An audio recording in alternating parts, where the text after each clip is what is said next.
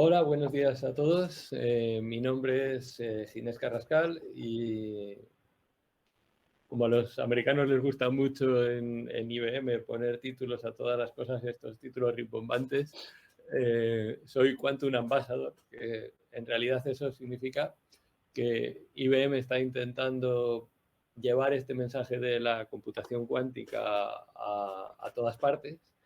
Y la mejor forma de hacer esto es tener gente trabajando en computación cuántica por todas partes, ¿no? Entonces, existe una red que llamamos de ambasadores cuánticos dentro de IBM, que estamos en las distintas sedes que tiene IBM por todo el mundo, de manera que podamos trabajar de una manera bastante estrecha con el equipo de research que lleva computación cuántica, y a la vez podamos trabajar de una manera estrecha con los distintos interesados en la cuántica que hay en todas partes, ¿no? Y en este caso, uno de los Quantum Ambassadors, porque somos varios aquí en España, España se mueve mucho con la computación cuántica, soy yo, y me dedico un poco a estas cosas, entre otros muchos trabajos, ¿no? Como últimamente todos tenemos muchos trabajos.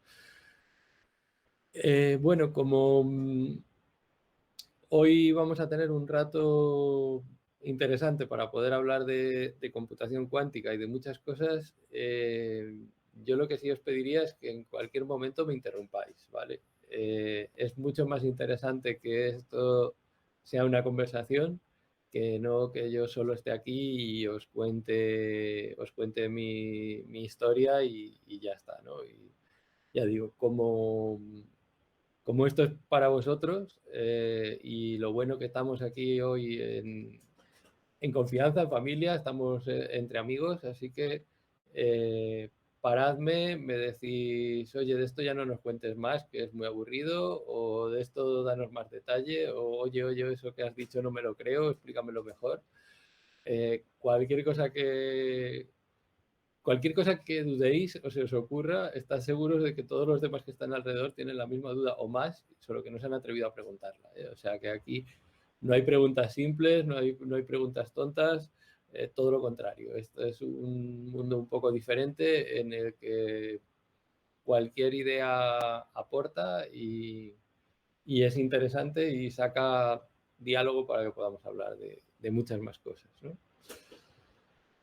Bueno, Mariano ya os ha contado algunas cosas, así que algunas cosas de las que os cuente hoy ahora os sonarán, pero bueno, vamos pasando por ellas. Y sí, esta presentación que tengo un poco la suelo hacer también para las empresas y los clientes, entonces, bueno, tiene algunos mensajes, pero me ha parecido interesante contárosla para compartir también esos mensajes, ¿no? Porque a veces nos centramos solo en la parte técnica y tal, y también a veces hay que tener un poco esa visión de cómo contamos este mensaje, ¿no? Porque como esto de la computación cuántica a veces es un poco raro, nos preguntan, ¿y qué estás haciendo? Cosas de cuántica. Y dice, qué raro, ni me hables, ¿no? Y tampoco somos capaces de transmitir lo que podemos hacer, ¿no? Así que, efectivamente, somos un planeta pequeño, pero con muchos grandes problemas para resolver. Y si pensamos en grandes problemas que tienen que ver también con la capacidad de cálculo que tenemos, pues nos surgen algunos importantes, ¿no? Y, por ejemplo, el 30% o más del 30% de la energía que se consume en el mundo se dedica a generar fertilizantes, a generar moléculas de nitrógeno para, poder cultivar y para poder tener comida, ¿no? Entonces, está bien que gastemos la energía del mundo en comer, pero si somos capaces de hacer esos procesos de una manera más eficiente, ¿no? Si ganamos un 1% en el 30% de la energía del planeta, pues podríamos ganar muchísimo, ¿no? Así, pues hay estos problemas de fijación del nitrógeno, cómo fijar el CO2, cómo hacer reacciones catalíticas de CO2 para evitar la contaminación. También es un problema químico sin una solución clara. Por supuesto, cuando empezamos a hablar de grandes modelos, los mercados financieros, y hemos visto, ¿no? Desde la idea básica de quiero invertir en la bolsa y quiero ganar mucho, hasta realmente ser capaces de comprender cómo se están moviendo los mercados financieros para predecir estas catástrofes que a veces nos pillan a todos por sorpresa, ¿no? Evitar esos problemas o esas caídas financieras, pues también es un problema que nos afecta mucho. Y por supuesto, en la medicina, que es un tema que tenemos todos muy, muy fresquito con todo lo que hemos estado viviendo del COVID y lo que nos queda por vivir, ¿no? Pero la industria farmacéutica lleva mucho tiempo trabajando en desarrollo de nuevas moléculas que sean capaces de acabar con gérmenes resistentes, ¿no? Ahora tenemos muy fresco el tema de los virus, pero el tema de las bacterias también es un tema muy interesante en el que surgen bacterias resistentes a los antibióticos y esa lucha entre los antibióticos y las bacterias ha sido siempre un campo muy interesante de estudio. ¿De dónde viene todo esto de la computación cuántica o cuál es uno de esos momentos fundacionales? Pues en aquella conferencia que se hizo por el MIT en los años 80, en las que estaban bastantes premios Nobel allí juntos, y ellos se juntaron pensando en la eficiencia energética de la computación, ¿no? Por aquel entonces ya la computación a nivel mundial era una cosa establecida, se utilizaba en todas partes. En los años 80 ya había ordenadores, empezaba a haber ordenadores por todas partes, pero claro, aquellos ordenadores gastaban mucha energía para calcular las cosas, ¿no? Y se planteaban, oye, esto, por aquel entonces ya se planteaban ¿qué es mejor, tener un ordenador o tener a 50 personas haciendo multiplicaciones aquí a mano, que a lo mejor son más eficientes, ¿no?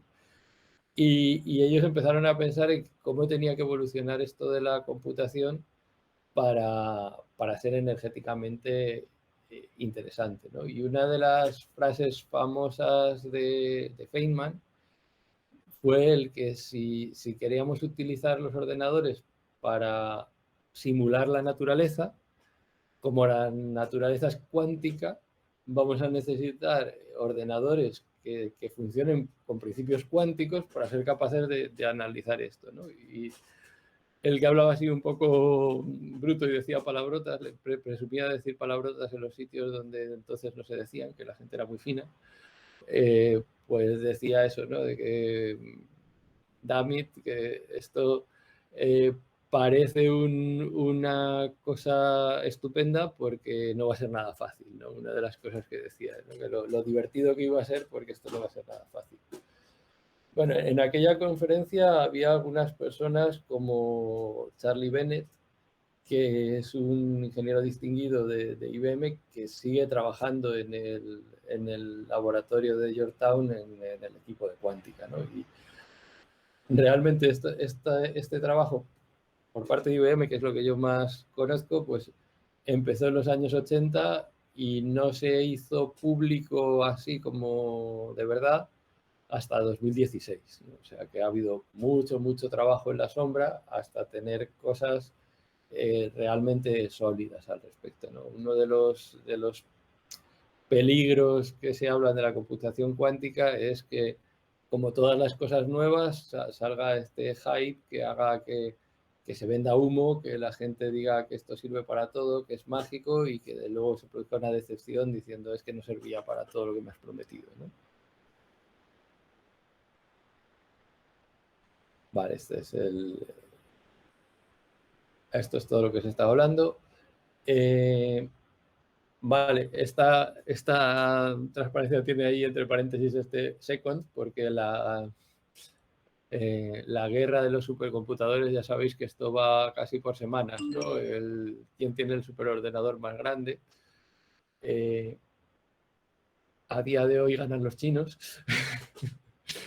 Pero bueno, lo importante es que una de las formas que tenemos de atacar grandes problemas es haciendo trabajo masivo paralelo, ¿no? Utilizar muchas CPUs, muchas GPUs que trabajan el álgebra, ¿no? Que nos ayudan a multiplicar matrices rápido, para intentar atacar los problemas grandes, ¿no? Lo que nos pasa es que aún así tenemos muchos problemas que no somos capaces de atacar. ¿Y por qué? Porque hay problemas que crecen en complejidad de una manera exponencial cuando crece el número de elementos que intervienen en ellos, ¿no? Hay algunos problemas que entendemos bien, ¿no? Que resolvemos a mano fácilmente cuando tenemos una cantidad pequeña de elementos, pero cuando va creciendo el número de elementos de esos problemas, la complejidad se hace tan grande que los recursos de cálculo que necesitaríamos utilizar para resolver ese problema también crecen exponencialmente, ¿no? Entonces ya, sin querer entrar en el detalle de si P, NP y demás, así en visión grande y realmente ese bloque blanco es mucho más pequeño proporcionalmente que lo que está ahí pintado. Digamos que hay unos problemas fáciles que son los que crecen en complejidad más o menos linealmente, ¿no? Y esos son los problemas que atacamos muy bien con esos superordenadores, porque si tenemos no sé cuántos trillones de operaciones por segundo, estos problemas los atacamos muy bien, los resolvemos en situaciones muy grandes. Y después vamos a teniendo esa otra mancha azul en la que los problemas se van haciendo más complejos hasta que llegamos a una frontera a partir de la cual no somos capaces de tratarlos porque digamos que la cantidad de memoria o de CPUs que necesitamos pues sería pues más memoria que átomos hay en el universo y cosas así que se dicen a veces, ¿no? O sea, crece de una manera tal que realmente son intratables con esa tecnología.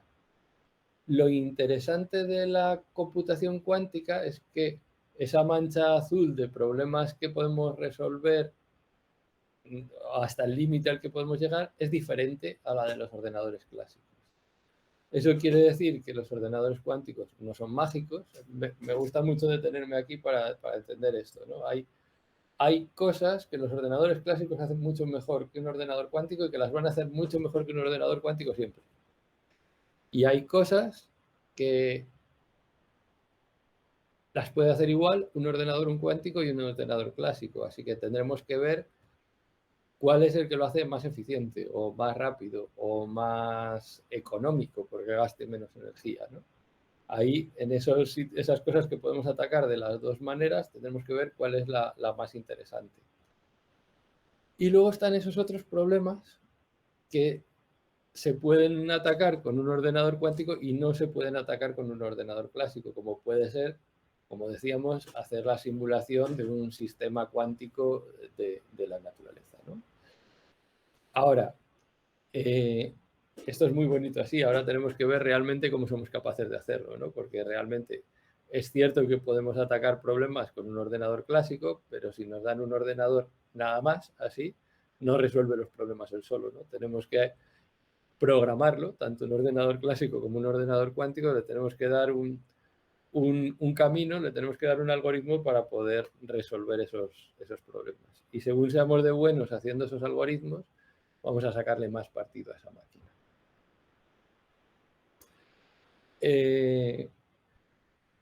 La idea es esta, ¿no? Durante mucho tiempo, durante décadas, ¿no? Desde que Shannon nos dijo que la teoría de la información binaria era totalmente independiente del hardware y tal, ¿no? Que realmente podíamos pensar en que cualquier cosa la podemos representar en esos unos y ceros, o sea, así hablando muy rápido de las teorías. nos han enseñado a pensar en que tenemos que llevar todos los problemas que nos encontramos a esa representación de unos y ceros para resolverlo. De hecho, nos han llevado a pensar en que si había un problema que no se podía llevar a esa representación de unos y ceros, pues que nos olvidásemos del problema porque no tenía solución. Y eso se nos ha metido mucho en la forma de pensar, ¿no? Y en la forma de pensar colectiva, no solo individual, ¿no? Hay una sensación en la sociedad de que ciertas cosas las resuelven los ordenadores, porque son mágicos y esas cosas las resuelven los ordenadores, y otras cosas no se pueden resolver. Entonces, estamos aquí metidos, ¿no? Pero realmente lo que decimos, ¿no? El futuro no son solo unos y ceros, ¿no? Tenemos que una máquina clásica tiene bits, que son unos y ceros, que representamos en las máquinas como tengo electricidad, no tengo electricidad, tengo una corriente o no. Y tenemos circuitos lógicos en los que hacemos pasar esa información por unas puertas y según lo que haya en la entrada, esas puertas nos hacen operaciones lógicas. ¿Cómo funciona un computador cuántico? Un computador cuántico es un poco al revés. Y me explico. Tenemos unos qubits que son donde está la información, son las unidades de información. Y en el hardware, así como en el hardware clásico, la información eran corrientes, era efímera de alguna manera, ¿no? Y el hardware tiene las puertas. En la computación cuántica, los qubits son los que están en el hardware es el soporte físico para los qubits, que son esas cosas que pueden estar en un estado 1, en un estado 0 o en otras combinaciones. Y la unidad de computación es un circuito cuántico. Y a lo que llamamos un circuito cuántico, que lo llamamos así por analogía, realmente es una serie de pulsos, cosas que hacemos contra los qubits. Así que uno de los cambios de mentalidad al respecto de la computación cuántica es que en la computación clásica tenemos una arquitectura de procesadores en la que la arquitectura es fija y nosotros hacemos un programa sobre esa arquitectura. Cuando estamos hablando de hacer un algoritmo cuántico, realmente estamos creando esa arquitectura de las puertas. Así que de alguna manera hacer un programa cuántico es hacer una arquitectura de proceso en base a unas puertas que la podemos definir por software, ¿no? Lo interesante de esto es que podemos definir esa arquitectura para que resuelva nuestro problema. Así que esa es una de las cosas diferentes e interesantes que tenemos, ¿no? Realmente hemos dicho, pintamos esas esferas muy bonitas, ¿no? De los qubits, en los que decimos que tenemos estados, que tenemos superposición, pero la realidad es que cuando miramos un qubit no vemos esas esferas ni vemos esos estados, solo vemos ceros y unos, ¿vale? Así que esa particularidad la tenemos que tener siempre en cuenta, que nosotros podemos trabajar con los qubits, podemos hacer cosas con ellos, podemos hacer que evolucionen mientras no los miremos, ¿no? Cuando solo los podemos mirar al final y siempre vamos a tener que hacer un estudio estadístico de nuestro circuito cuántico, ¿no? Porque realmente tenemos un circuito que siempre hace que los qubits hagan lo mismo y cuando los medimos nos va a dar una cierta cantidad de ceros y unos. Ejecutaremos este circuito muchas veces para poder estimar cuál era esta probabilidad de que fuera 0 y la probabilidad de que fuera 1, ¿no? Realmente, por eso hablamos en la computación cuántica de que ejecutamos shots y que lo que nos da es unas medidas de 0 con tanta probabilidad, 1 con tanta probabilidad, porque realmente lo que nos gustaría es poder ver cuál es el estado del qubit. Lo que vemos es una medida para intuir cuál era el estado y de ahí sacar la respuesta a lo que estábamos haciendo, ¿no? Para haceros una idea de lo complejos que se hacen los sistemas, si consideramos la cafeína, ¿no? Que es una molécula no especialmente grande, ¿no? Dentro de la química orgánica es una molécula relativamente sencilla, pues si intentamos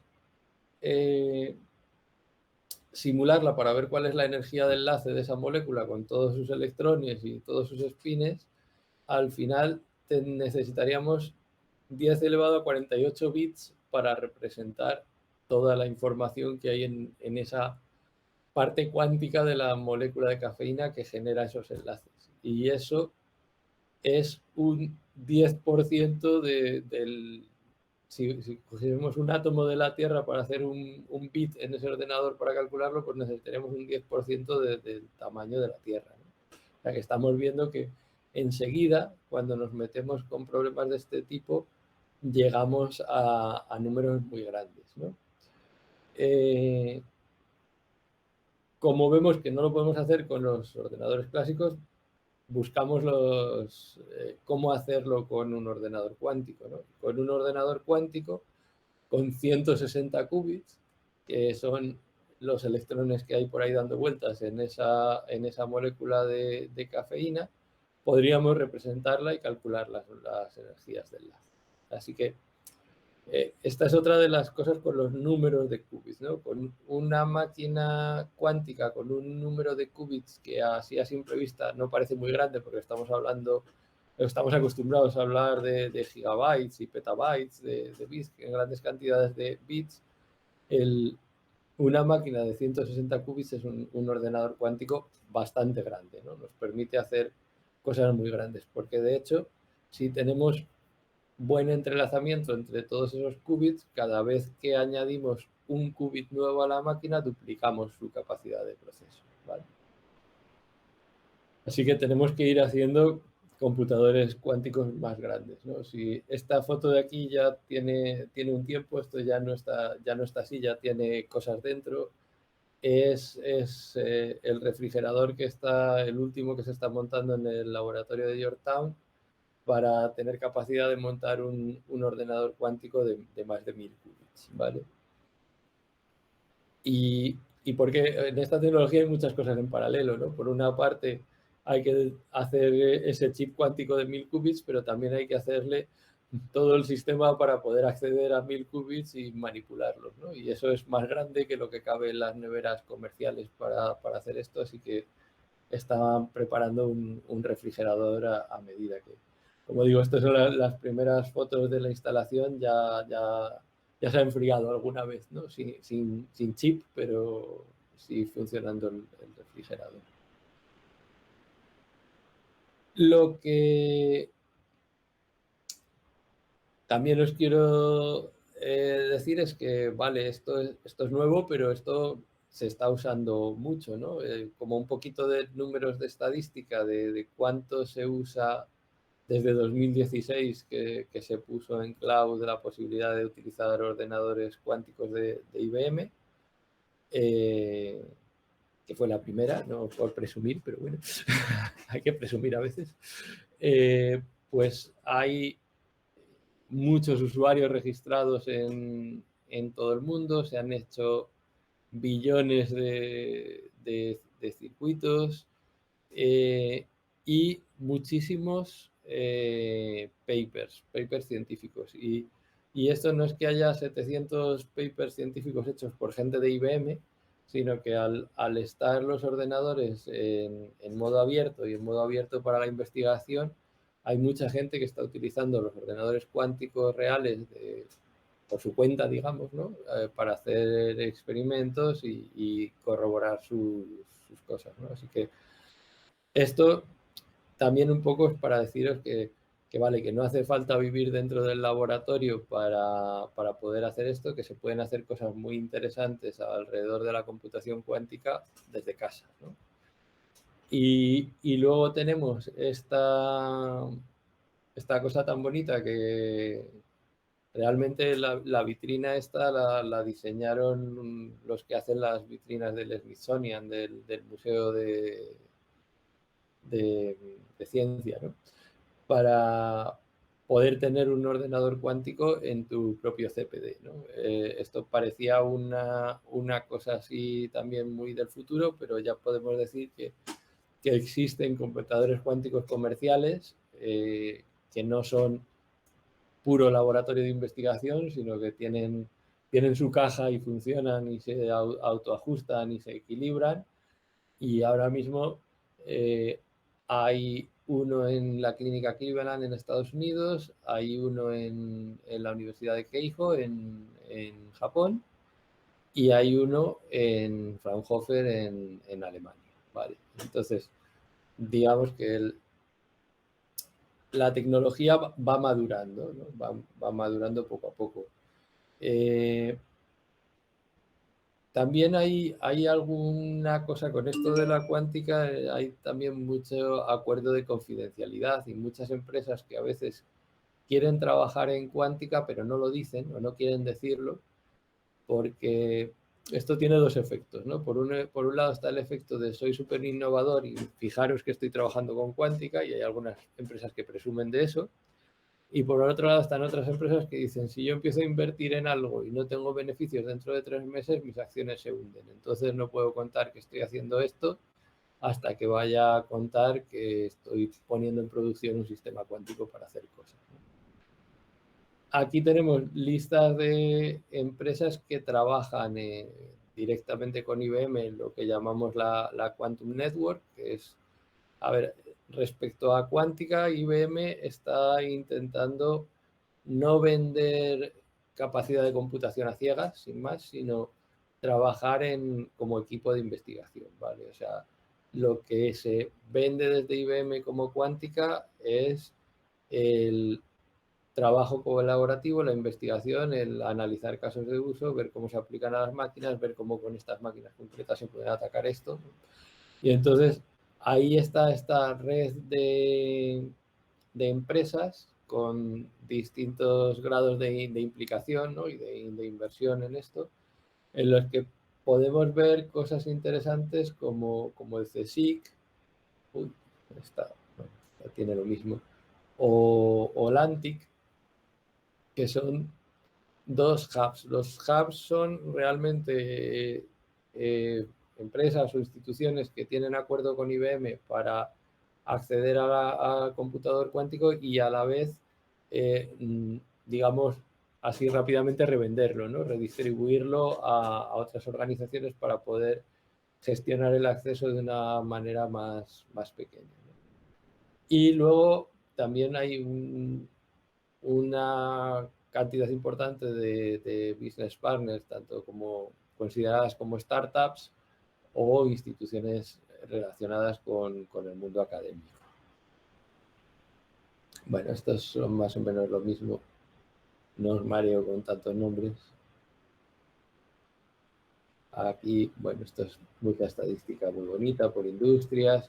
Y veis, hay mucha academia, pero si fijáis por industria, hay un poco de todo, ¿no? A veces pensamos, no, la banca tiene mucho y tal, pero sí, banca es importante, pero química también.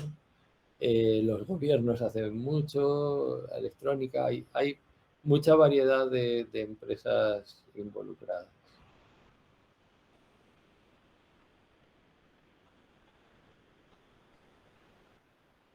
¿Cuál es el modelo este de trabajo un poco colaborativo, ¿no? Que es lo que se pretende con la Quantum Network, ¿no? Pues el que haya cierta realimentación en el proceso de investigación y se pueda avanzar y hacer cierta transferencia de esta tecnología, ¿no? Y a la gente del laboratorio le gusta mucho este ejemplo de la Universidad de Keio con JP Morgan,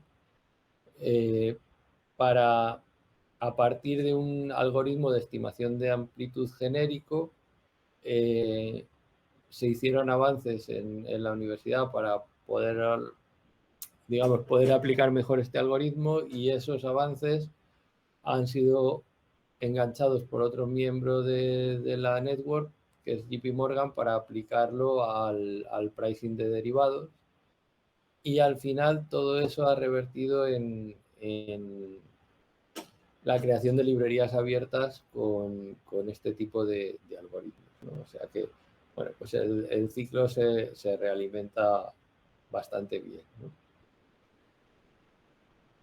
La última forma de, como os decía, ¿no? de trabajar en IBM con la industria, pues viene de este lado de esto que llaman el accelerator, que viene de que hay muchas empresas que saben algo de cuántica, pero muy poquito todavía, ¿no? Entonces, digamos que es un buen momento, es un campo donde poder entrar, ¿no?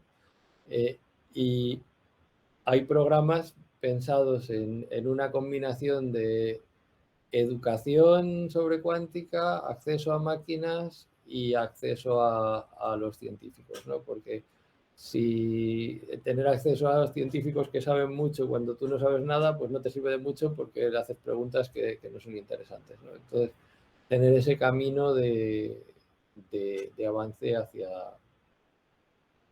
hacia ese entendimiento mejor, ¿no? Pero bueno, después de esta visión de ecosistema, ¿para qué utilizamos los ordenadores cuánticos, ¿no? Hemos dicho que nos van a servir para simular sistemas que son cuánticos en la naturaleza, ¿no? Lo que hablamos de química cuántica, física de materiales o ciencia de materiales. Y yo qué sé, en el CERN, en Suiza, también lo están haciendo para ver partículas de alta energía, comportamiento de sistemas que son intrínsecamente cuánticos. Vale, ese campo está claro, ¿no? Pero luego tenemos otros dos campos que están mucho más abiertos o mucho más empezando, ¿no? A ver hasta dónde podemos avanzar con todo esto, ¿no? Y voy a empezar por el último. Como tenemos sistemas que pueden tener muchos estados, hemos dicho que con los qubits entrelazados podemos montar sistemas con muchos estados, podemos simular dentro del ordenador cuántico sistemas que tengan muchos estados. ¿Dónde utilizamos estas cosas? Pues en cosas que normalmente resolvemos utilizando métodos numéricos como Monte Carlo, ¿no? Y aquí entra muchas cosas de las que hace la banca, ¿no? Por ejemplo, modelizar la evolución de las acciones y calcular un portfolio óptimo de inversión o análisis de riesgos. En todas estas cosas que implican simulaciones en las que el árbol de opciones se nos abre enormemente, pues es un camino en el que tiene interés la computación cuántica. Y en otro sitio donde tiene interés la computación cuántica y que está despuntando mucho en los últimos tiempos es en la inteligencia artificial, ¿no? Cuando pensamos en redes neuronales, por ejemplo, ¿no? Decimos que una red neuronal profunda tiene capas intermedias en las que de alguna manera tenemos una representación de muchos estados posibles también. Así que de alguna manera se vislumbra que ahí podemos hacer cosas con la cuántica y además tenemos una cuestión interesante y es que cuando los qubits están entrelazados, de alguna manera saben lo que les pasa a los otros sin tener que preguntárselo. Así que podemos utilizar esto para intentar modelizar relaciones no lineales entre sistemas de una manera más directa, ¿no? Evitando bucles en esos trabajos, ¿no? Y veremos alguna cosita más de esto después. Aplicaciones. ¿Quién está aplicando esto? Pues a día de hoy en producción nadie, ¿vale? Esa es una cosa que hay que entender. Y ni ahora ni dentro de 2 meses o 3 meses, ¿vale? O sea, las empresas que están trabajando en computación cuántica y están trabajando muy en serio. O sea, no solo se está haciendo el voy a ver de qué va esto, sino se está trabajando en conseguir algoritmos buenos. El objetivo es encontrar cuáles, o sea, desarrollar esos algoritmos para que cuando el hardware sea más potente, ser los primeros en tener ese algoritmo o ser los propietarios de ese algoritmo y no tener que pagar a otro para poder utilizar su algoritmo, ¿no? Uno de los problemas que ve la banca, por ejemplo, en las simulaciones de trading de la bolsa o en lo que decimos ahí, ¿no?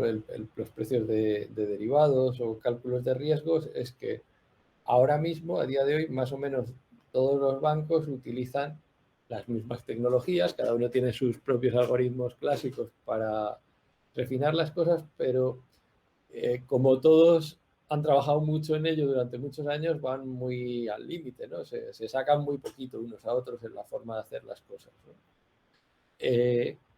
Si de repente alguien encuentra una tecnología nueva que hace que eso despunte de los demás no van a tener tiempo de desarrollarlo por su cuenta, porque si no se quedarían atrás. Entonces, o desarrollas lo tuyo propio o vas a tener que comprárselo al que tiene y vas a tener que ir detrás del que tiene porque ya no vas a ser capaz de adelantarlo, ¿no? Y tampoco te puedes quedar esperando hacerlo porque te desbanca económicamente. Así que hay mucho interés de inversión en la cuántica, va por este camino, ¿no? de tener autosuficiencia en las empresas para poder atacar estos problemas y no verte colgado cuando alguien puede hacerlo y tú te quedas en otra tecnología, ¿no? Es lo que ha pasado en la humanidad durante toda la historia, ¿no? Cuando el primero que inventó una espada de hierro empezaba a cortar las espadas de bronce de los demás, pues los demás ya no tenían tiempo de pensar a ver cómo se hacía aquello.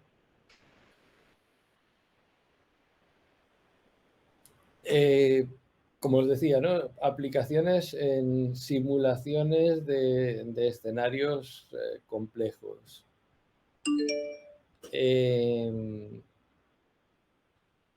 Mejorar procesos de inteligencia artificial y machine learning. Ejemplos concretos. Por ejemplo, Daimler, ¿no? Que es la matriz de Mercedes, está trabajando con computación cuántica para diseñar baterías, ¿vale? Entra un poquito dentro del lío de la química, ¿no? Porque están ahí jugando con las moléculas. Lo interesante es que el litio es una molécula, es un átomo pequeñito, tiene pocos electrones, ¿no? Entonces, aunque tengamos computadores cuánticos que todavía no tienen muchos qubits, pueden hacer simulaciones interesantes, ¿no? ¿Cuál es la ventaja? Que la manera de trabajar con esto es, creo que una molécula me puede servir para almacenar energía, entonces tengo que fabricarme las baterías con eso y probarlas. Y eso cuesta mucho dinero y sobre todo mucho tiempo, ¿no? Las dos cosas, ¿no? Porque al final ese tiempo es dinero. Si en vez de construirla físicamente puedo hacer simulaciones de las energías de enlace y hacer pruebas de distintas moléculas para que en vez de tener que construir 100, tenga que construir solo las 10 más prometedoras, mi investigación va a ir mucho más deprisa, ¿no? Entonces, ahora mismo esta es una aplicación práctica real, digamos, en producción de la computación cuántica, ¿no? Ayudar. No está sirviendo directamente para encontrar la molécula ideal, pero sí para descartar cosas y ayudar a reducir la investigación que se está haciendo. Y estas son circuitos reales, ¿vale? De cálculos de energías. ¿Quién es que está trabajando también así? ExxonMobil. También trabajando con la termodinámica de las moléculas, ¿no? Ellos lo que intentan es mejorar los combustibles. Al final ya sabemos que están muy de moda los coches eléctricos, pero todavía hay muchos coches de gasolina y de gasoil. Y la gasolina y el gasoil no deja de ser una mezcla heterogénea de un montón de sustancias que se sacan del petróleo y aditivos, y encontrar la forma en que con menos combustible de mejores energías, de mejores rendimientos, pues también hace combustibles más limpios, que estropean menos los motores. Todo esto también tiene interés. También están trabajando, no está aquí en esta diapositiva, pero también están trabajando en el diseño de asfaltos que duren más, ¿no? El asfalto es una molécula orgánica muy larga que se enreda unas con otras, por eso se pone ahí viscoso y se queda pegado en la carretera, ¿no? Pero esas moléculas se van desdoblando y se acaban rompiendo y evaporando, y es cuando se suelta la grava y se estropea la carretera, ¿no? Entonces, conseguir esos plegamientos más interesantes para que ese asfalto dure más es otro camino que lleva a muchísimas combinaciones, ¿no? Porque la misma molécula tiene muchísimas formas distintas de poder plegarse. Y como siempre acabamos en la banca, ¿no? La banca tiene dos características alrededor de la computación. Una es que su negocio, o para su negocio, es vital la computación, ¿no? Desde los bancos ya no se llevan con cuadernos, lápiz y papel, ¿no? El negocio de una petrolera es el petróleo, el negocio de un banco es lo que hacen los ordenadores para gestionar el dinero, ¿no? Entonces, trabaja mucho en la tecnología de ordenadores y tienen una cantidad de datos muy importante que tratar. Y aquí con JP Morgan,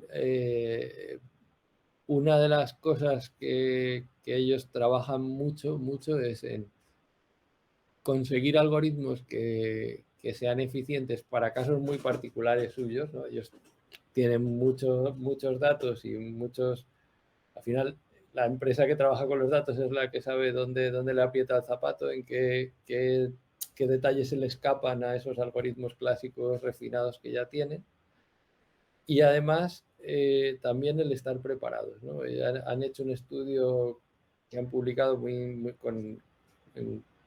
junto con IBM, muy interesante, sobre en qué momento, o sea, tienen un algoritmo que saben que va a ir mejor que los clásicos para calcular el precio de derivados bancarios, pero lo que querían saber es en qué momento el hardware va a ser suficiente para sobrepasar a lo que pueden hacer con los ordenadores clásicos, ¿no? Entonces ahí se llegan a unas cantidades de qubits que parecen muy grandes, pero visto la evolución de cómo van las máquinas, pues yo diría que no está muy lejos en el tiempo. En todo caso,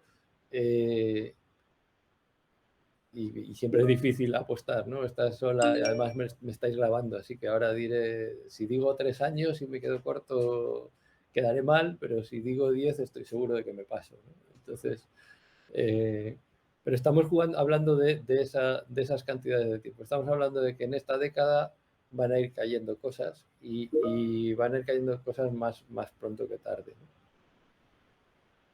Y como reflexión, la frase esta que dice Jay Gambetta, muchas veces Jay Gambetta es el alma del laboratorio de cuántica, es el jefe, pero es el que sabe. Es de esas personas que emanan conocimiento a su alrededor, y cuando hablas con él y le preguntas cosas, te dice muchas veces eso de estás pensando de una manera muy clásica, ¿no? Tenemos que aprender a pensar de otra manera para realmente sacarle partido a estos ordenadores. Si no, intentamos hacer que este ordenador cuántico haga lo mismo que hacía el ordenador clásico, y cuando hacemos eso normalmente no funciona bien. O funciona igual o peor y no ganamos nada, ¿no?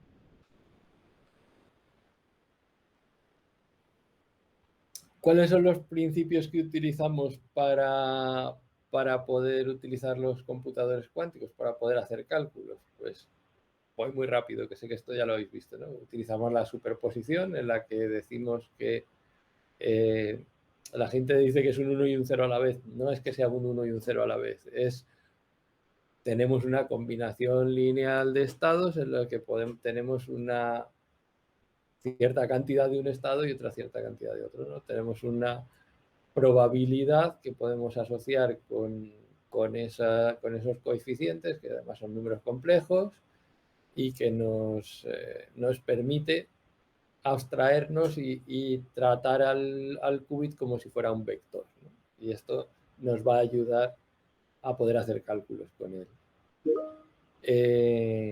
Vale, lo que decimos, ¿no? La suma de las probabilidades siempre es 1 y podemos tener fases que no nos afecten, ¿no? Bueno, es que esto tampoco quería entrar mucho porque sé que lo habéis visto, ¿no? Al final, importante, cuando medimos, realmente lo que vamos a medir es una probabilidad de ver montamos el mismo estado muchas veces, lo miramos muchas veces y cuando lo miramos pues vemos pues el 75% de las veces vemos que es un 0 y el 25% que es un 1. Entonces podemos inferir que el estado que teníamos era una cosa así, ¿no? O sea que y esto a veces a la gente que no sabe de esto le cuesta entenderlo, ¿no? Porque dice, no, pero es que tenéis unos ordenadores que cada vez que ejecutas el programa da una cosa distinta, ¿no? Y lo ejecutáis muchas veces y sacáis la media. Y yo, no, el programa siempre hace lo mismo. Al final llegamos a un estado y el estado final de ese programa, si no ha habido errores, es siempre el mismo.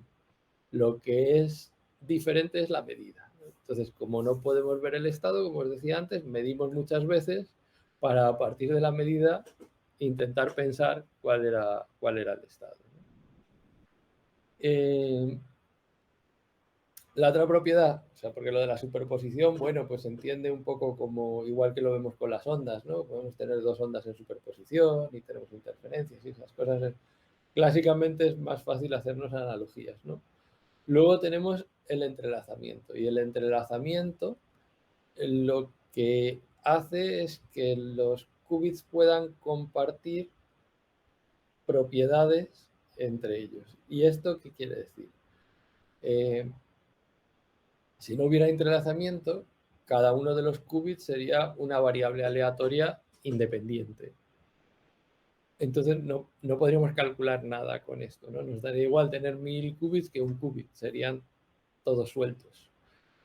Lo que podemos hacer gracias al entrelazamiento es poner el sistema en estados a los que no se puede llegar con variables aleatorias independientes, ¿no? No puede hacer un computador cuántico tirando monedas al aire, ¿no? Porque yo digo, vale, tiro monedas al aire y las giro con distinta fuerza en el ángulo para que tengan distinta probabilidad de que sean un cara o cruz. Bueno, podría conseguirlo, pero no tiene un entrelazamiento. No puedo hacer probabilidades condicionadas de lo que hace una moneda con la otra una vez que las suelto en el aire. Sin embargo, los qubits sí. Los qubits tienen esa propiedad cuántica del entrelazamiento que lo que hace es que una vez que están entrelazados funcionan como un sistema completo.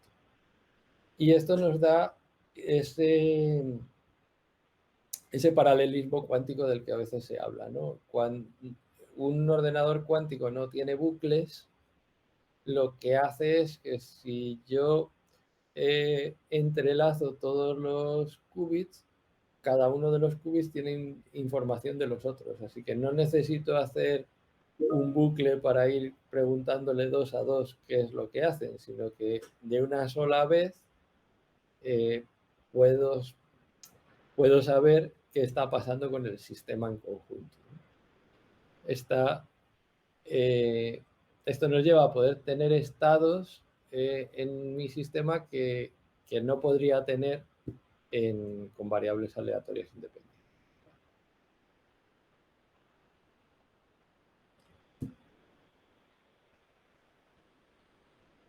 ¿cómo hago? Porque esto está muy bien, ¿no? Esto es, vale, hablo de qubits y tal. ¿Cómo hago de verdad para hacer esto? ¿No? En el clásico tenía puertas lógicas de la lógica booleana, ¿no? El AND, el OR, el XOR.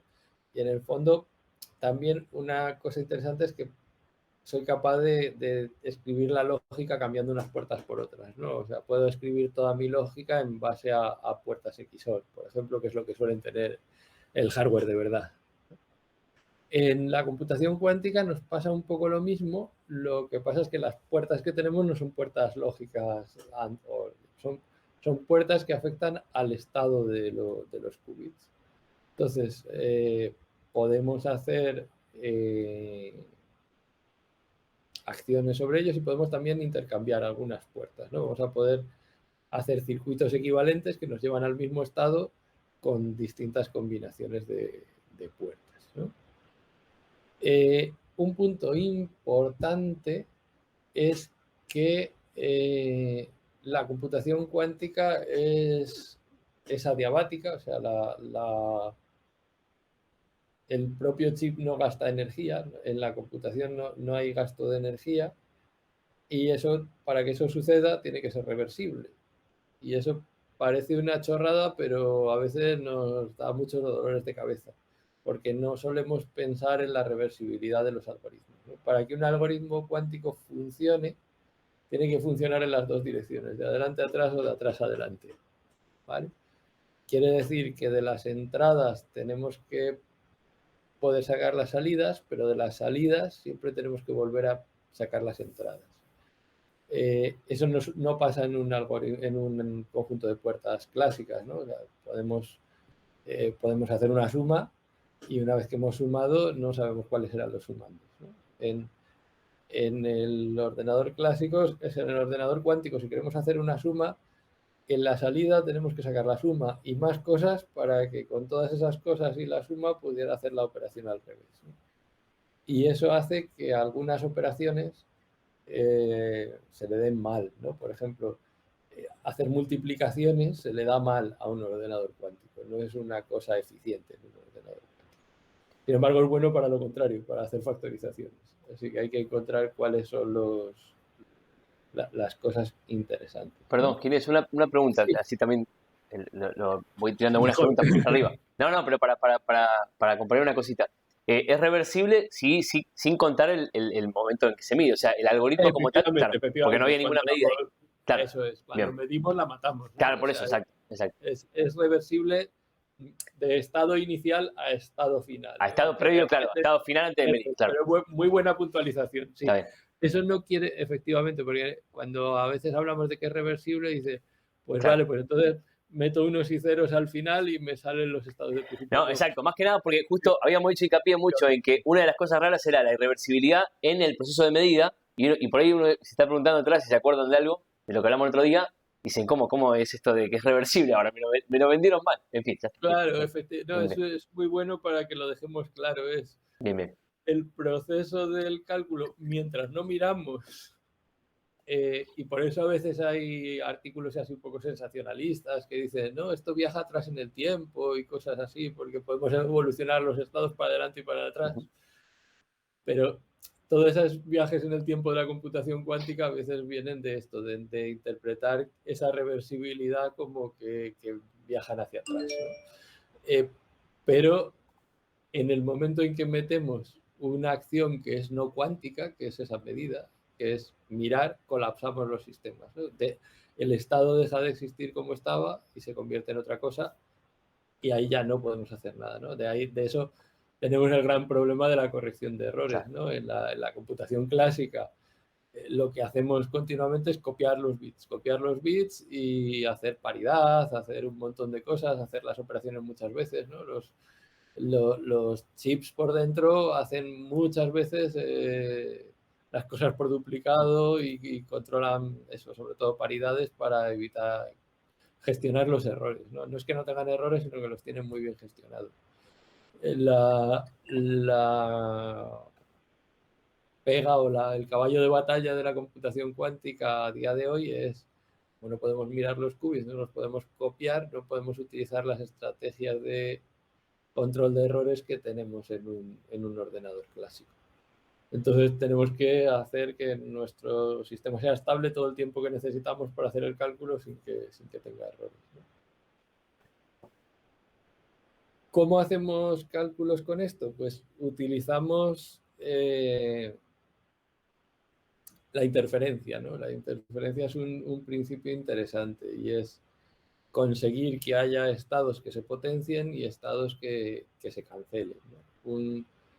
Una de las cosas de los algoritmos que se estudian, como esto es un ejemplo sobre Bernstein, un algoritmo que descubrieron o definieron Bernstein y Vaziriani, que va de encontrar una solución, pero bueno, lo que quería ilustrar aquí es que si de alguna manera podemos jugar con esos qubits en esas propiedades que no podemos ver, como esa fase, ¿no? Podemos jugar con la fase de forma que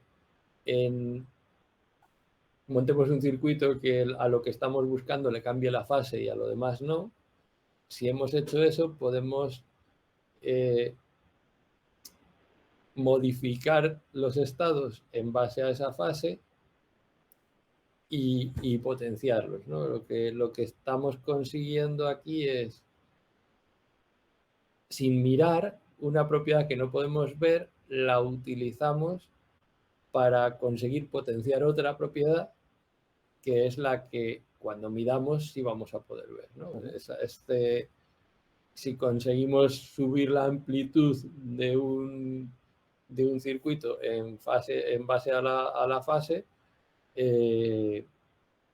vamos a poder encontrar la solución, ¿no? Y los que tengan, a mí se me viene aquí enseguida a la cabeza las clases de radio, cuando nos explicaban la FM, ¿no? La frecuencia modulada, realmente te llega una señal que tiene la misma amplitud, pero juegas con la frecuencia para hacerle unos filtros y provocar que eso te haga amplitudes diferentes, que es lo que sí puedes oír, ¿no?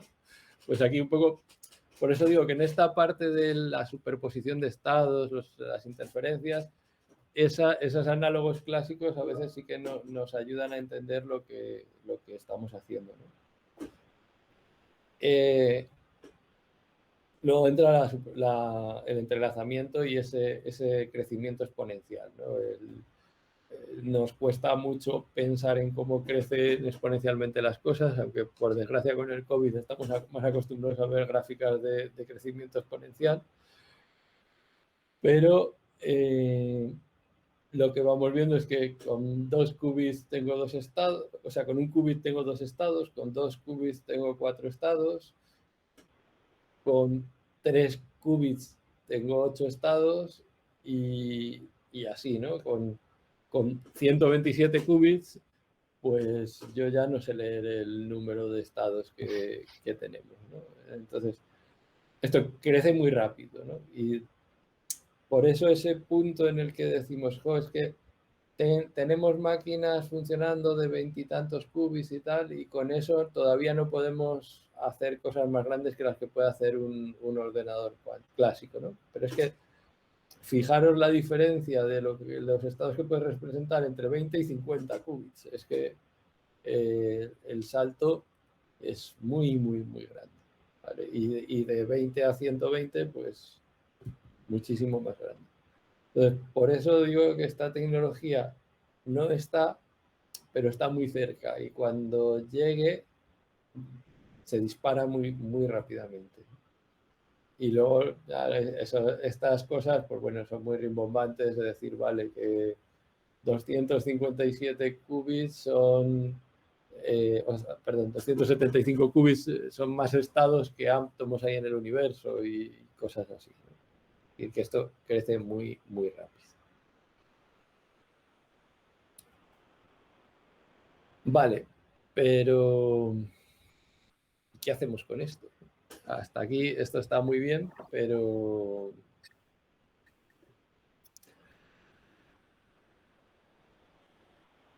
¿cómo?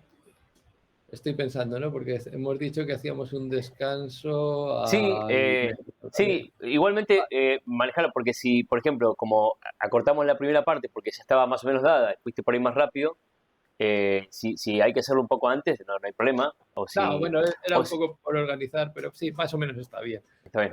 Vamos a ver un poquito de máquinas. De hecho,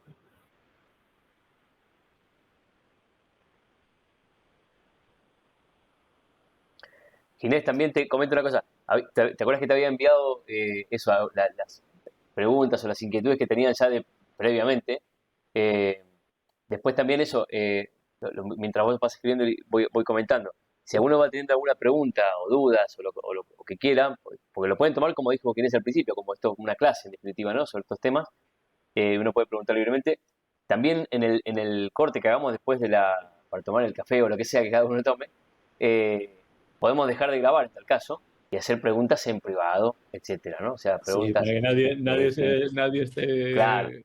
para que ninguno porque yo entiendo que por ahí también se está Sí, grabando, uno diga, bueno, etcétera, ¿no? No quiero preguntar nada. Pero bueno, perfecto. animar un poco a todo esto, sí. Paco, Yo quiero sí, hacer una pregunta antes de sí, Paco, meternos en Por Cheesecake favor. Finish. sí. Está súper interesante, además lo explica de una forma sencilla, algo que es muy complejo, con lo cual se agradece. Hay un tema que sigo sin comprender. ¿Cómo conseguís que el problema de la decoherencia cuántica... yo sé que la decoherencia es lo que provoca los errores, me imagino. O Sí, sea, sí, claro, efectivamente es. Y ¿cómo dejamos, conseguís ese momentum antes de que el sistema sepa que ha observado para caer? Quiero decir, ¿dónde está el truco? pues ahí hay parte del truco está en el hardware, ¿vale? En conseguir lo que, vale, lo que se intenta hacer con esto, sí, no sé, bueno, no pinto todavía, pero por no pinchar esto, creo que lo puedo explicar así, a ver. ¿Cómo montamos un qubit? ¿Vale? Vale. Realmente lo que necesitamos, si montamos un oscilador, pues estamos haciendo, veis que estamos hablando de ondas todo el rato, ¿no? Y ya digo que si se me va un poco la cabeza con lo de la electrónica y pierdo a alguien, pararme, ¿vale? Pero si montamos un oscilador, en electrónica podríamos montar un oscilador con un condensador y una inducción, ¿no? Va pasando la corriente del condensador a de la inducción al condensador. Si lo ponemos en un superconductor y es todo ideal, pues tendríamos ahí algo que pim, pim, pim, pim, pim, pim. Y igual que tenemos en una cuerda, tendríamos modos de vibración, ¿no? Tenemos el que sube y baja sin más, pero luego tenemos el que hace así y los siguientes. Y en un oscilador armónico normal, todos esos modos están igual de separados. Entonces, si yo cojo una cuerda y empiezo a hacerla vibrar de una manera rara y le doy un poco más fuerte, creo un poco hago saltos entre todos los modos y me pierdo un poco en dónde está, ¿no? No tengo bien definidos los estados. Lo que conseguimos en un qubit es hacer un oscilador que no sea armónico, ¿no? Tiene otras peculiaridades, pero una de las peculiaridades es que tiene los dos primeros estados bien definidos, idealmente bien separados, por desgracia no se pueden separar tanto como se quisiera, y los siguientes muy lejos.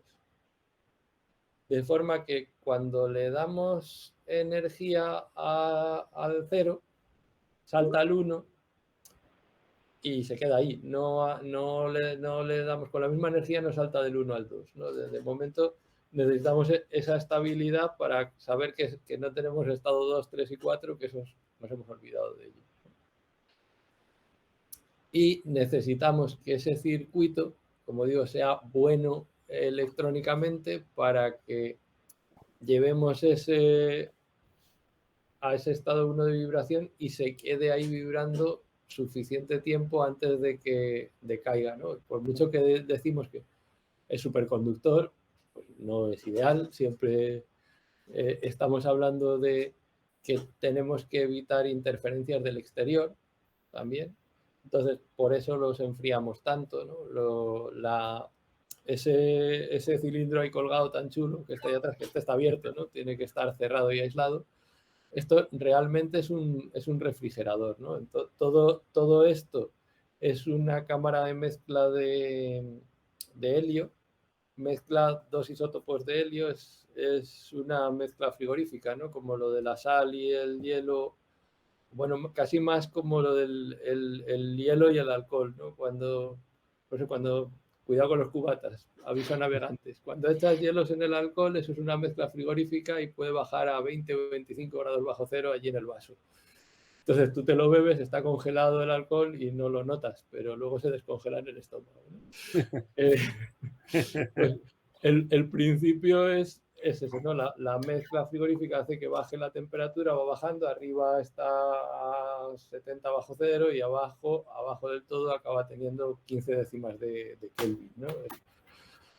Esto a 75 Kelvin o por ahí ya empieza a ser superconductor, pero hay que bajarlo muchísimo más para evitar ruido, ¿no? Evitar que haya electrones por ahí moviéndose por calor que le pegan un golpe al nuestro y lo atontan.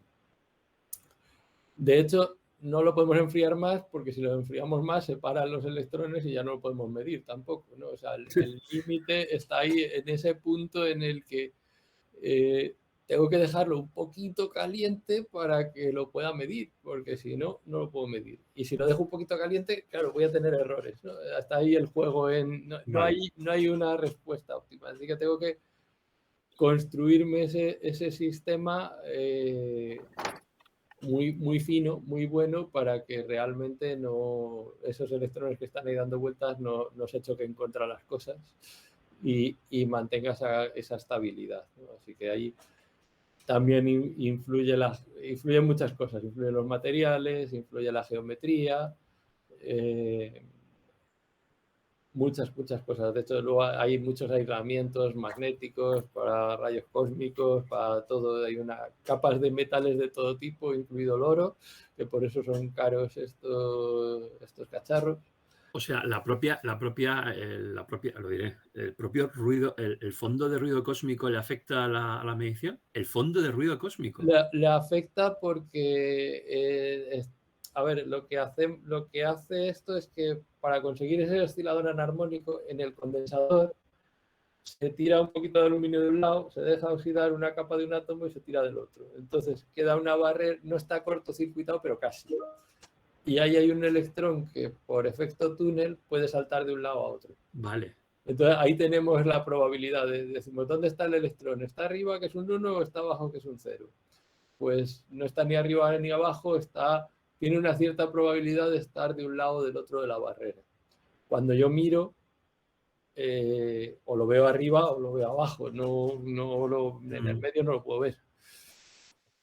Entonces, lo bueno de esto es que es un sistema grande, es un sistema macroscópico. De hecho, se ven a simple vista se ven las placas del qubit, son grandes. La frecuencia son unos 5 gigahercios de esos osciladores, están alrededor de ahí.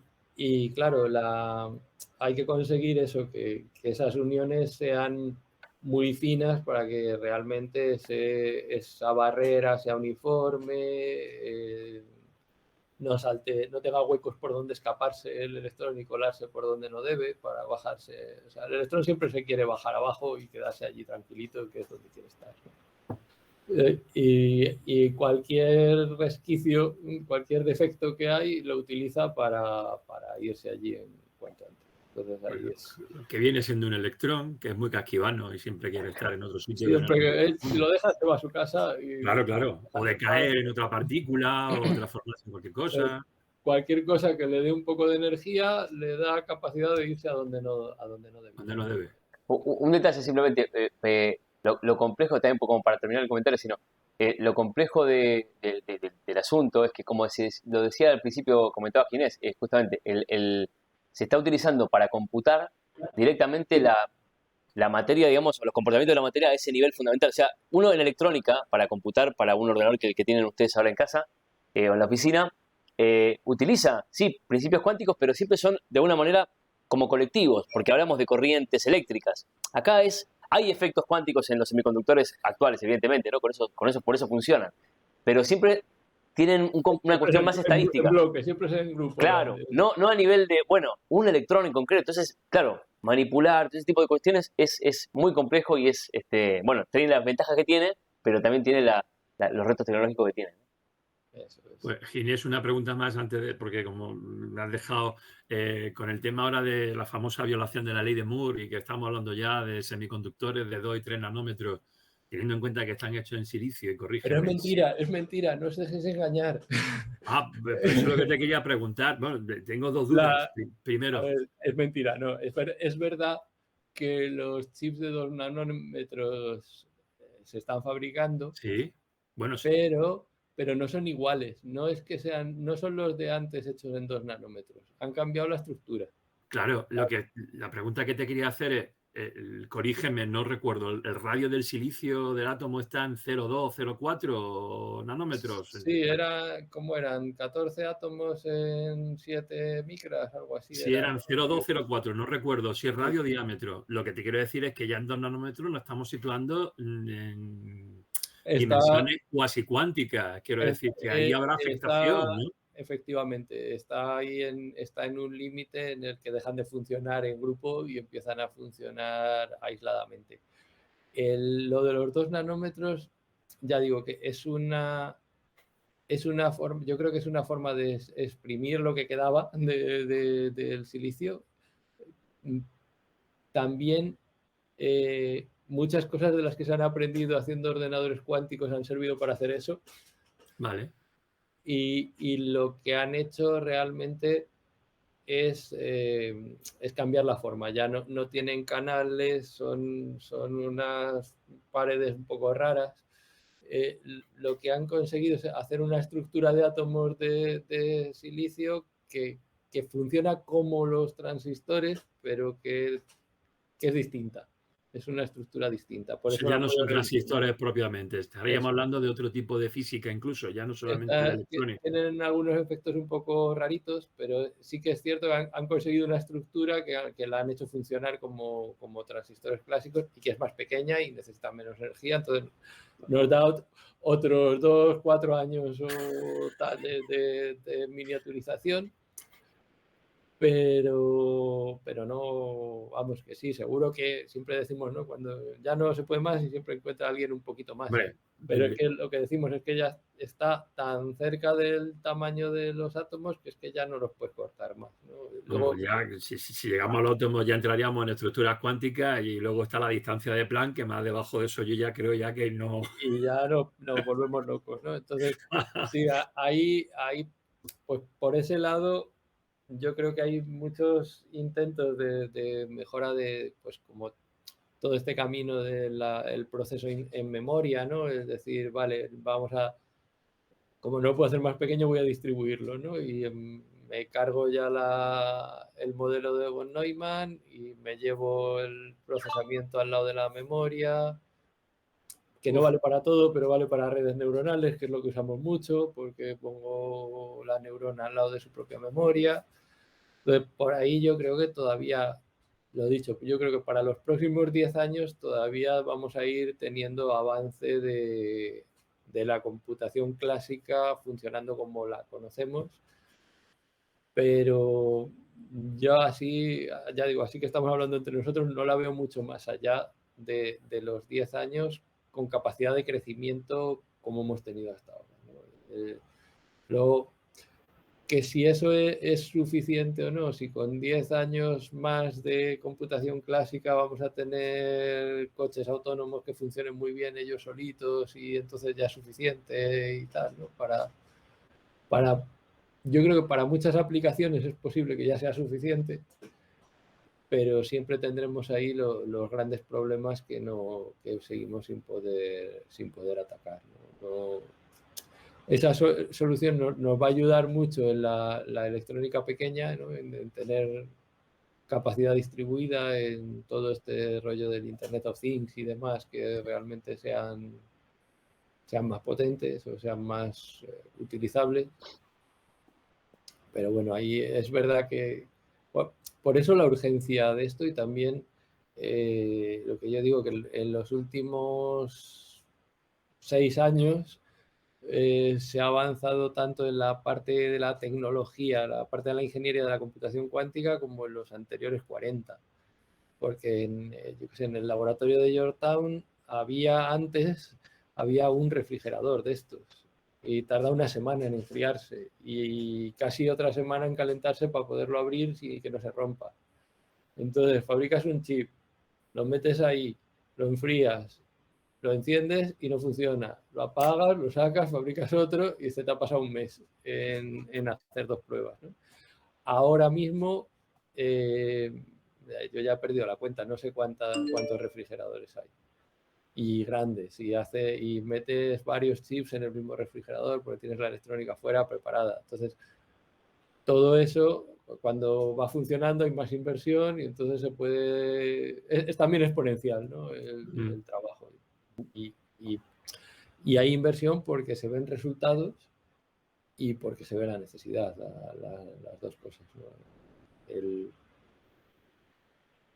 IBM siempre ha tenido ese laboratorio de research, ¿no? Que se dedica a la ciencia más básica o menos comercial directamente, ¿no? Pero siempre con vistas a que de esa ciencia es de donde salen las aplicaciones después, ¿no? De ese laboratorio han salido cosas como los microscopios electrónicos y cosas muy, muy chulas que están por todo el mundo y que en su momento pues se hicieron como a ver hasta dónde llega esta tecnología, ¿no? Y bueno, pues luego es lo que nos lleva a los avances, ¿no?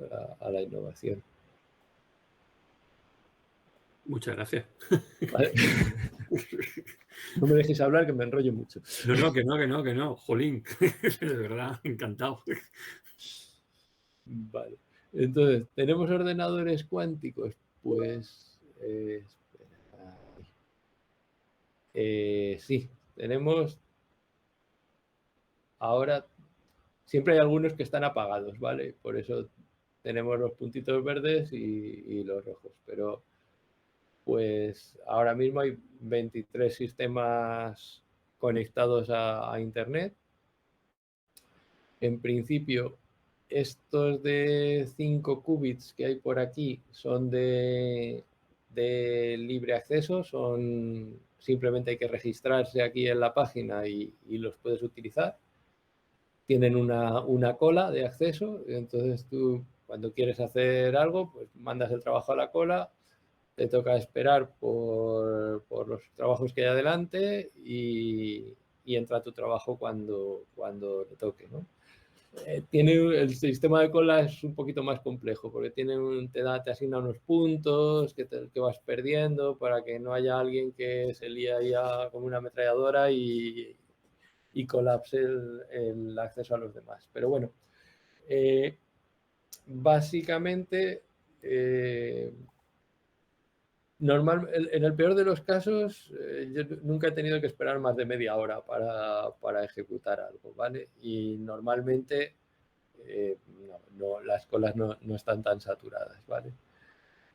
Un número interesante, además del número de qubits, es el otro número que viene aquí del volumen cuántico, ¿no? Hemos dicho que no solo necesitamos un número de qubits, sino que necesitamos que sea estable en el tiempo para que nuestro cálculo funcione y no se rompa, ¿no?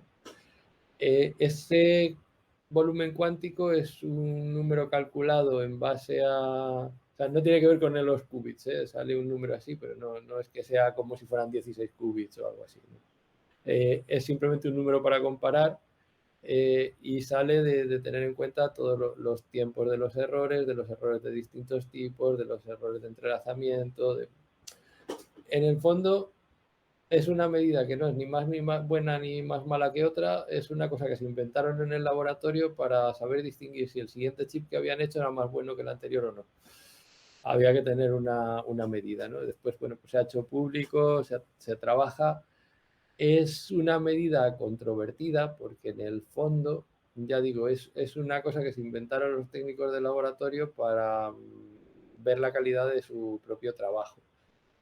Y no sirve muy bien para comparar distintos tipos de ordenadores cuánticos, ¿no? Ha habido por ahí algunas noticias de Honeywell, por ejemplo, diciendo que tenían máquinas con un volumen cuántico siguiendo estas fórmulas que era miles, el número les salía muy grande, porque ellos trabajaban con otra implementación distinta de qubits. Entonces los tiempos de relajación de los materiales son distintos y cuando aplicas la misma fórmula pues te salen unos números distintos, que en el fondo, ya digo, esto tampoco significa cuánto puedes calcular con ese chip, sino una forma de comparar unos con otros.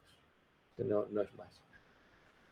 Lo que es cierto es que este de volumen cuántico 8 es más malo que estos de volumen cuántico 32. ¿Vale? Entonces, ¿qué pasa? Que cuando vas a hacer algo en una máquina de las que tienen un volumen cuántico grande, la cola está más llena, porque la gente se tira a lo loco a las que funcionan bien. Sugerencia para lo que estéis empezando. Utilizad las malas. Si estáis haciendo un circuito cuántico pequeño, y al principio estamos haciendo circuitos cuánticos pequeños, estas malas son más que suficientemente buenas para poder hacer las cosas, porque en ese tiempo funcionan bien y la cola está vacía. Entonces la gente se tira a lo loco a la más buena, porque yo quiero la más buena, y están allí horas esperando cuando puedes utilizar las otras. Y ya cuando tengas refinado lo tuyo, ya te tirarás a la buena cuando lo estés necesitando, ¿no? Y luego, el otro número que viene por aquí, que es otra parte interesante de qué necesitamos para llevar esto a producción, es la velocidad a la que funciona el sistema. Y ahí no me refiero a la velocidad del computador cuántico, sino a la velocidad de todo lo que tiene alrededor. Porque hemos dicho que esto mandamos un circuito cuántico a un sistema que lo traduce a pulsos de microondas, que también tienen que ser muy buenas esas microondas para que no metan ruido, y se lo manda ya a los qubits para que haga cosas. Y luego lo tiene que resetear y ponerlo a cero. ¿Cuántos circuitos cuánticos por segundo puedo hacer en mi computador cuántico? Eso también me determina la capacidad del sistema, ¿no? Entonces, esta máquina, como digo, es más ruidosa, pero hace muchas ejecuciones por segundo, ¿no? Y hay otras más finas, pero no, hacen menos operaciones por segundo, ¿no? Así que un poco todo esto son distintas medidas que nos van dando según qué uso quiera hacer. Si yo estoy haciendo un cálculo que tengo un circuito cuántico muy grande y lo voy a ejecutar una sola vez, pues necesito la máquina más precisa, aunque sea menos rápida. Si lo que estoy haciendo es un cálculo por aproximaciones sucesivas en los que tengo que hacer muchos circuitos, pues necesito una rápida para circuitos cortos. Así que, bueno, ahí está todo esto. Os decía, las de 5 qubits están disponibles, las de 7 qubits o algunas de las de 7 qubits están disponibles en modo gratuito también, pero cuando las justificas para alguna investigación. Vale, me explico. Si has escrito algún paper sobre cuántica con esto y lo pasas y dices que estás escribiendo otro, te dan acceso sin más. O sea, no, simplemente justificando que estás trabajando de verdad para hacer cosas serias, te dejan las de 7. Ahí lo que querían hacer es que, pues eso, que no se llenen las máquinas de 7 qubits de gente que está empezando a probar esto y que no está haciendo trabajos, digamos, más serios, y reservar estas máquinas para que estén más disponibles para la investigación. De hecho, esta máquina de 16 qubits está un poco ahí en la frontera, está restringida, pero si tienes un paper escrito y dices, oye, que me falta ejecutar esto en la máquina grande, ¿no? Lo he hecho en el simulador, no sé qué y tal, pues o te dan un slot de tiempo o te lo ejecutan y te dan los resultados. O sea que a esta también se puede tener acceso si estás haciendo un trabajo interesante.